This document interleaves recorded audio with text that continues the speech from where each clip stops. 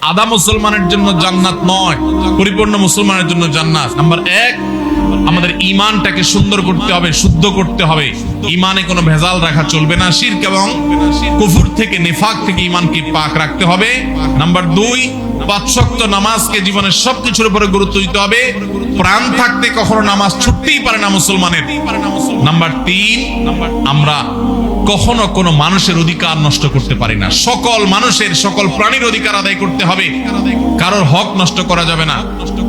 আর number 4, আমাদের আচরণটা সুন্দর হতে হবে, আখলাকটা ভালো হতে হবে। নাম্বার 5, আমার সকল উপায় উপার্জন সবকিছু 100% হালাল হতে হবে।